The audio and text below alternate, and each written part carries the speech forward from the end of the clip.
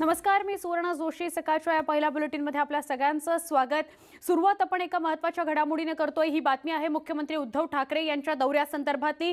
मुख्यमंत्री उद्धव ठाकरे आज सोलापूर जिल्ह्यातल्या पूरग्रस्त भागाची पाहणी करणार आहेत. यावेळी त्यांच्यासोबत विभागीय आयुक्त आणि जिल्हाधिकारी देखील उपस्थित राहणार आहेत. सोलापूर जिल्ह्याला अतिमुसळधार पावसाचा मोठाच फटका बसलेला आहे. सांगवी, अक्कलकोट, बोरी नदी, रामपूर, बोरी उमरगे या पूरग्रस्त भागांची मुख्यमंत्री उद्धव ठाकरे दिवसभर पाहणी करणार आहेत.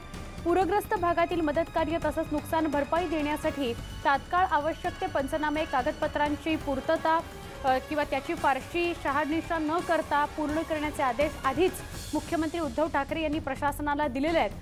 सोलापूर जिल्ह्याचा पूरग्रस्त भागांचा दौरा पूर्ण केल्यावर बुधवारी मुख्यमंत्री उद्धव ठाकरे उस्मानाबाद जिल्ह्यातील पूरग्रस्त भागाचा दौरा करणार आहेत. राष्ट्रवादी काँग्रेसचे अध्यक्ष शरद पवार हे काल आणि आज उस्मानाबाद आणि लातूरच्या नुकसानग्रस्त भागाची पाहणी करतायत. मुख्यमंत्री उद्धव ठाकरे आज नुकसानग्रस्त भागाची पाहणी करत आहेत.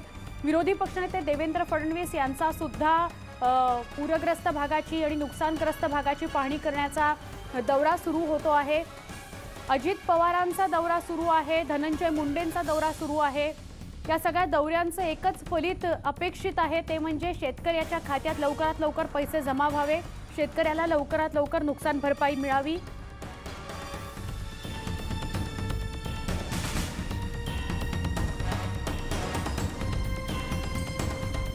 आपण नजर टाकणार आहोत मुख्यमंत्री उद्धव ठाकरेंच्या दौऱ्याचे अपडेट्स काय आहेत, कसा दौरा असणार आहे त्याविषयी. सकाळी 8 वाजता सांताक्रूजवरून सोलापूरकडे मुख्यमंत्री उद्धव ठाकरे प्रयाण करतील. साधारण 10:45 सांगवी खुर्दमध्ये ते पाहणी करता पोहोचतील. 11:30 वाजता अक्कलकोट भागाची ते पाहणी करतील. 12 वाजता रामपूरमध्ये नुकसानग्रस्त भागाची पाहणी. दुपारी 3च्या दरम्यान पूरस्थितीबाबत ते अधिकाऱ्यांशी चर्चा करतील, संवाद साधतील.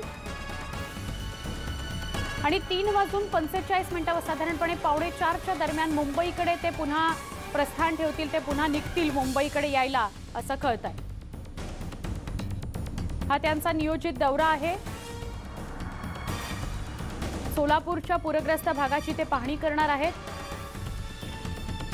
काहींचं शेतातलं ऊस शेतात पाणी भरल्यामुळे वाहून आलं आणि ते वाहून एखादा पूल असतो किंवा आजूबाजूचे जे काठ असतात तिथे येऊन पडलं. ही पिवळ्या रंगाची जी मोठी पोतं दिसते, पोत्यासारखं बांधलेलं, ती गंजी आहे आणि ती गंजी वाहत वाहत आलेली आहे.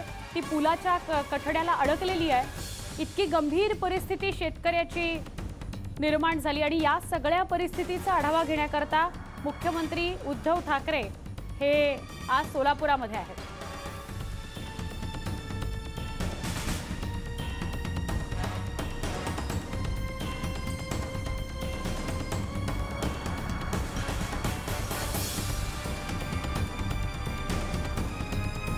ही सगळी काही महिन्यांपूर्वीची दृश्य आहेत. आज उद्धव ठाकरेंचा दौरा आहे. मुख्यमंत्री उद्धव ठाकरे आज भेटायला जाणार आहेत. सोलापूरमध्ये नुकसानग्रस्त भागाची पाहणी करायला जाणार आहेत.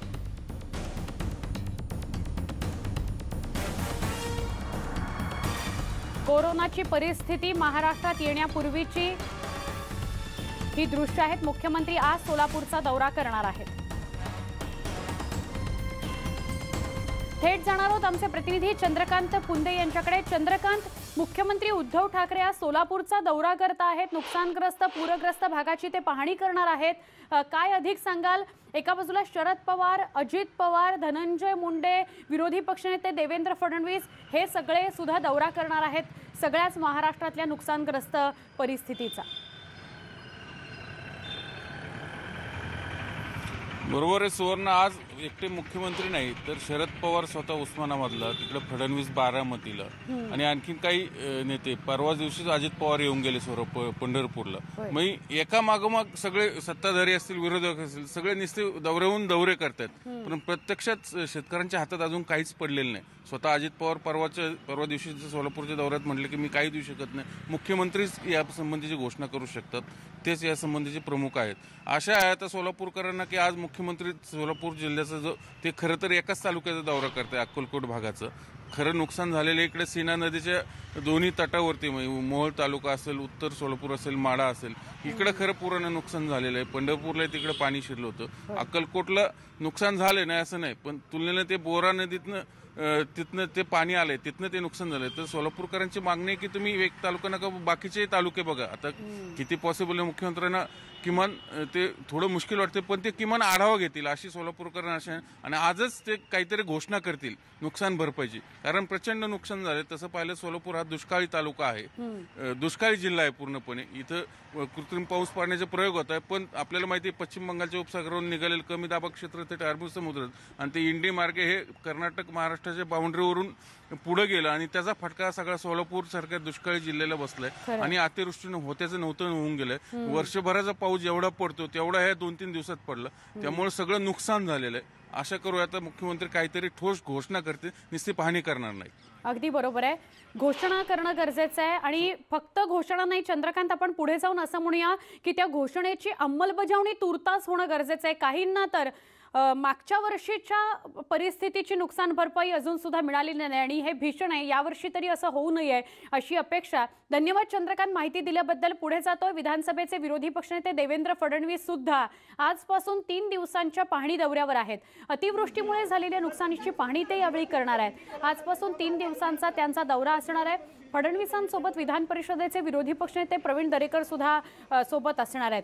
बारामतीपासून ते आपल्या दौऱ्याला सुरुवात करणार आहेत. कुरुकुंभ, इंदापूर, टेंभुर्णी, करमाळा, परांडा या सगळ्या ठिकाणी पाहणी करत ते उस्मानाबादला रवाना होतील.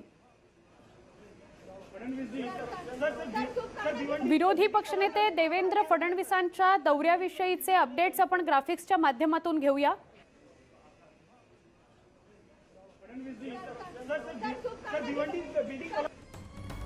दौऱ्याचा पहिला दिवस सकाळी 9:15च्या दरम्यान पुण्याकडे ते प्रयाण करतील. साधारणपणे दुपारी 2च्या दरम्यान दौंड तालुक्यातील गावांना देवेंद्र फडणवीस भेट देतील. 3च्या दरम्यान पंढरपूरकडे रवाना होतील. पंढरपुरामध्ये तर प्रचंड पावसानं हाहाकार उडवून दिला. पुराचं पाणी सगळ्या शहरामध्ये घुसलेलं होतं. दुपारी 4 वाजता भंडी शेगावमधील शेतपिकाच्या नुकसानीची पाहणी फडणवीस करणार आहेत. संध्याकाळी 7च्या दरम्यान पंढरपुरातून सोलापूरकडे रवाना होतील आणि सोलापुरात त्यांचा मुक्काम असेल. थेट जाऊया आमचे प्रतिनिधी प्रफुल्ल साळुंखे यांच्याशी बोलण्याकरता, त्यांच्याकडून माहिती घेणार आहोत. प्रफुल्ल, 3 दिवसांचा देवेंद्र फडणवीसांचा दौरा आहे. प्रवीण दरेकर त्यांच्यासोबत असणार आहेत. अगदी पंढरपूरपासून सोलापूरपासून सगळ्याच नुकसानग्रस्त भागाची, पूरग्रस्त भागाची ते पाहणी करतील. काय अपडेट? नक्की सुवर्णा, राज्यामध्ये ज्या पद्धतीने पूर परिस्थिती आणि अति पावसाचा जो फटका जो आहे शेतकऱ्यांना बसला आहे आणि सर्वच नेते जे आहेत ते आता दौऱ्यावर निघालेत. देवेंद्र फडणवीस जे विरोधी पक्ष नेते विधानसभेचे, ते देखील आजपासून 22 तारखेपर्यंत या संपूर्ण पूरग्रस्त भागाची पाहणी या ठिकाणी करणार आहेत. आणि थोड्याच वेळात त्यांचं शासकीय निवासस्थान जे आहे सागर, त्या बंगल्यावरनं त्या या ठिकाणी बारामतीकडे जातील आणि बारामतीपासून त्यांच्या दौऱ्याला जी आहे ती सुरुवात होईल. बारामतीनंतर दौंड, त्याचबरोबर इंदापूर, पुढे पंढरपूर, सोलापूर नंतर पुढचा जो त्यांचा दौरा आहे तो सांगली म्हणजे तासगावकडे जातील. तासगावनंतर सांगलीहून ते पुढे साताऱ्याला जातील. अशा पद्धतीने हे जवळपास 22 तारखेपर्यंत त्यांचा हा दौरा आहे. त्यांच्यासोबत या ठिकाणी विरोधी पक्ष नेते प्रवीण दरेकर हे देखील या ठिकाणी सोबत असतील. आणि आपण पाहिलंच की गेल्या 2-3 महिन्यापूर्वीच त्यांनी या ठिकाणी कोकणाचा जो झंझावाती दौरा केला, त्याच पद्धतीने हा देखील 3 ते 4 दिवसाचा दौरा जो आहे तो या संपूर्ण पश्चिम महाराष्ट्र आणि त्याचबरोबर मराठवाड्याच्या काही भागांमध्ये असेल. नक्की, धन्यवाद प्रफुल्ल माहिती दिल्याबद्दल. तर राष्ट्रवादी काँग्रेसचे अध्यक्ष शरद पवारांच्या दौऱ्याचा आजचा दुसरा दिवस आहे. तुळजापूर जवळच्या कात्रीपासून त्यांच्या आजच्या कार्यक्रमाला सुरुवात होते आहे. त्यानंतर ते तुळजापूरला जातील, जिथे त्यांची पत्रकार परिषद होईल. त्यानंतर परंडामध्ये ते नुकसानीची पाहणी करणार आहेत. भोत्रा आणि आवार पिंपरी या ठिकाणी शेतकऱ्यांशी संवाद साधल्यावर ते बारामतीकडे प्रयाण करणार आहेत. कालच्या दौऱ्यामध्ये पवारांनी केंद्रानं महाराष्ट्राला मदत करावी अशी मागणी केलेली होती. तसंच मी येत्या 10 दिवसात पंतप्रधान नरेंद्र मोदींची भेट घेणार आहे असंही ते म्हणाले. आले होते. तुळजापुरामध्ये काल शरद पवार दाखल झाले सकाळी. त्यानंतर ते काक्रंबावाडी इथून त्यांनी दौऱ्याला सुरुवात केली. त्यांच्या नुकसानग्रस्त भागाच्या पाहणीला सुरुवात केली. सास्तूर आणि असं पुढे ते दौरा करत संध्याकाळपर्यंत उस्मानाबाद आणि आजूबाजूच्या परिसराची पाहणी करत होते. आज मात्र पवारांच्या या नुकसानग्रस्त भागाच्या पाहणीचा दुसरा दिवस आहे. सांगितलं की 1 तासात 10 दिवसामध्ये आपण दिल्लीला जाऊ, देशाच्या प्रधानमंत्र्यांची गाठ घेऊ, त्यांच्याकडून या सगळ्या संकटाला फक्त सास्तूरचाच प्रश्न नाही, महाराष्ट्रात जिथे जिथे घडले त्या ठिकाणी एक वेगळी मदत ही केंद्राने दिली पाहिजे, हा आग्रह त्यांच्याकडे करू. रायगड जिल्हा भाताचं कोठार समजला जाणारा जिल्हा आहे. मात्र यंदा रायगड जिल्ह्यात परतीच्या पावसानं भातशेतीचं मोठं नुकसान केलंय. विरोधी पक्षनेते प्रवीण दरेकर यांनी रायगडमधील माणगाव आणि पेणमधील नुकसानग्रस्त भातशेतीची पाहणी केली. शेताच्या बांधावर जाऊन शेतकऱ्यांना भेटत त्यांच्याशी संवाद साधला. सरकारने लवकरात लवकर नुकसान भरपाई देऊन शेतकऱ्यांना वाऱ्यावर सोडून देऊ नये. शेतकरी हवालदिल झालेला असताना सरकार नेमकं करतंय काय, असे अनेक प्रश्न त्यांनी उपस्थित केले. वाटतं आता तुमचे पंचनामे, तुमच्या चौकशा, तुमचे अहवाल बसनात गुंडाळून ठेवा. आता शेतकऱ्याला सरसकट तात्काळ मदत करा, कारण शेतकऱ्याचा पीक उद्ध्वस्त झालंय, शेती खरवडली गेली, त्या ठिकाणी पुन्हा पीक लगेच होणार नाही, त्याच्या घरी कोण कमावतं नाही, अशा वेळेला त्याने खायचं काय. जालना जिल्ह्यातील घनसावंगी आणि अंबड तालुक्यातल्या झालेल्या अतिवृष्टीनं बाधित पिकांची आरोग्यमंत्री राजेश टोपे यांनी पाहणी केली. अंबड तालुक्यातील मौजे, बेलगाव आणि घनसावंगी तालुक्यातील रायरा इथल्या शेतात भेट देऊन नुकसानीची त्यांनी पाहणी केली. नुकसानग्रस्त एकाही शेतामधील पीक आणि शेत पंचनाम्यापासून वंचित राहणार नाही याची सगळ्या संबंधित अधिकाऱ्यांनी दक्षता घ्यावी, अशा सूचना त्यांनी दिल्या. जिल्ह्यामध्ये अतिवृष्टीमुळे नुकसान झालेल्या पिकांच्या नुकसानीचे पंचनामे करण्याचे आदेश प्रशासनाला देण्यात आले असल्याचं त्यांनी सांगितलं. जालन्यामधली ही दृश्य आहेत. राजेश टोपेंनी नुकसानीची पाहणी केली. नुकसानग्रस्त भागात नेमकी काय परिस्थिती आहे ती जाणून घेतली आणि शेतकऱ्यांना तातडीनं मदत करण्याचा आमचा प्रयत्न आहे अशी खात्री त्यांनी करून दिली. आता काय काय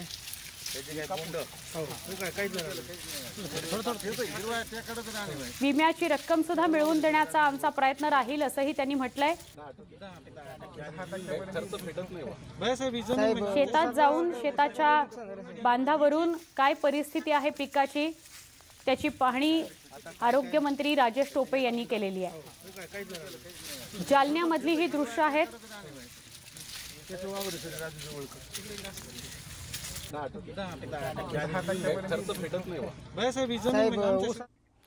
आपण हे सगळे दौरे किंवा दौरे कुठल्या भागाचे केले जात आहेत तर ते शेतकऱ्याच्या नुकसानग्रस्त भागाचे केले जात आहेत. शेतकऱ्याचं जे नुकसान झालेलं आहे त्याचे केले जात आहेत.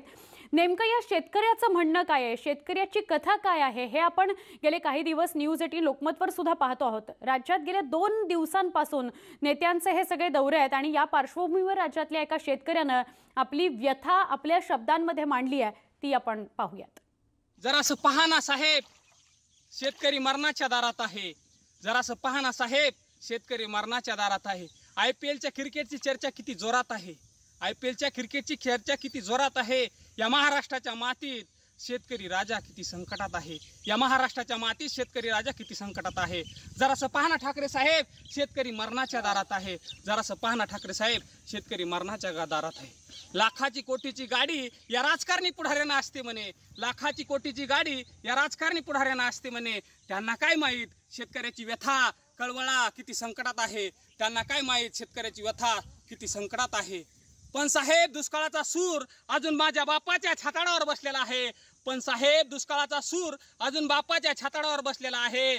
जरासं पहा ना ठाकरे साहेब, पाणीच पाणी वावरात आहे. जरासं पहा ना ठाकरे साहेब, पाणीच पाणी वावरात आहे. हिरोची आत्महत्या होती का खून किती धडपड चालली आहे. हिरोची आत्महत्या होती का खून किती धडपड चालली आहे. जरासं पहा ना साहेब, पावसाळ्यामुळे माझ्या बापाच्या संसाराची पडझड चालली आहे. जरासं पहा ना साहेब, पावसाळ्यामुळे माझ्या बापाच्या संसाराची पडझड चालली आहे. मोड आलेले हो साहेब, कोंब फुटले हो साहेब, मोड आले हो साहेब, मोड फुटले हो साहेब, आता पीक आता ढवात आहे, पीक आता चिखलात आहे. जरासं पहा ना शासन मायबाप, पाणीच पाणी शेतकऱ्याच्या वावरात आहे, पाणीच पाणी शेतकऱ्याच्या वावरात आहे. बाप जहर पिऊन मेला तेव्हा तुम्ही याय पाहिजे होते, बाप जहर पिऊन मेला तेव्हा तुम्ही याय पाहिजे होते, तडकाफडकी काय आदेश द्याय पाहिजे होते. बापाची वाट पाहत अजून माय बापाच्या विचारात आहे, बापाची वाट पाहत माय अजून बापाच्या विचारात आहे.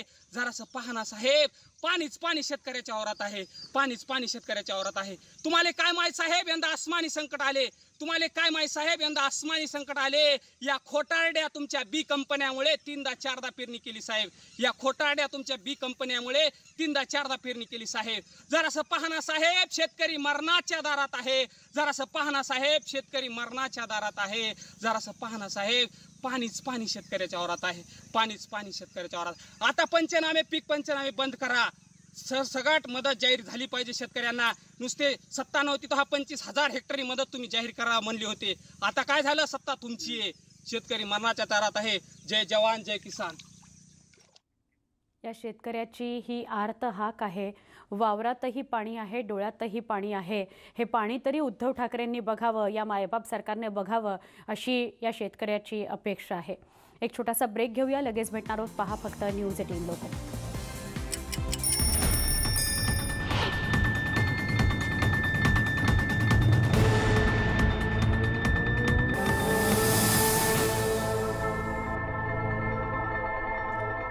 पुन्हा एकदा स्वागत. सुशांत सिंह राजपूत आत्महत्या प्रकरण हे भाजपनं सोडलेलं पिल्लू आहे.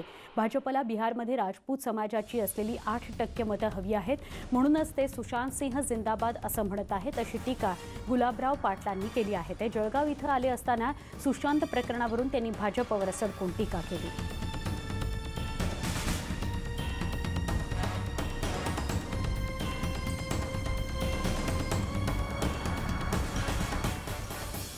सुशांत सिंगला न्याय देण्याकरता तर सगळे जे गोष्टी होत्या ते करण्याचा प्रयत्न केला. महाराष्ट्र पोलिसांनी त्या ठिकाणी तपास सुरू करत असताना वरतून त्यांनी चौकशी आणली. वरतून चौकशी आणल्यानंतर 1.5 महिन्यानंतर काय तथ्य निघालं तर त्यांनी आत्महत्या केली. त्याचं कनेक्शन ड्रग्जवाल्यांशी आहे. हे गुलाबराव पाटलांनी किंवा महाराष्ट्राच्या गव्हर्नमेंटने सांगितलेलं नाही आहे. जी एजन्सी आपण पाठवली सीबीआयची त्यांनी हे सांगितलेलं आहे. पण त्यांना माहिती आहे की मागच्या वेळेस आम्ही हेच बोलत आलो होतो की सुशांत सिंग हे पिल्लू आहे, करोना ही पिल्लू आहे. याचं कारण हे मतांच्या राजकारणाकरता सुशांत सिंग राजपूतांचा वापर करताय आणि त्याचंच फलश्रुत आता आपण बघताय की बिहारमध्ये सुशांत सिंग जिंदाबाद म्हणण्याचा प्रयत्न करताय की त्यांना 8% राजपूतांची मतं पाहिजेत. या सगळ्या राजकीय घडामोडींबरोबरच जे वेगवेगळ्या नेत्यांचे दौरे नुकसानग्रस्त भागामध्ये सुरू आहेत त्याच्याविषयीचे अपडेट्स आपण आज दिवसभर घेत राहणार आहोत. त्याबरोबरच वृत्तमालिका बांधावरचं राजकारण यामध्येही आपण बोलत राहणार आहोत, भेटत राहणार आहोत. आत्ता इथेच थांबतोय. काही क्षणात ताज्या बातम्यांचा पुन्हा भेटूया. पहा फक्त न्यूज 18 लोकमत.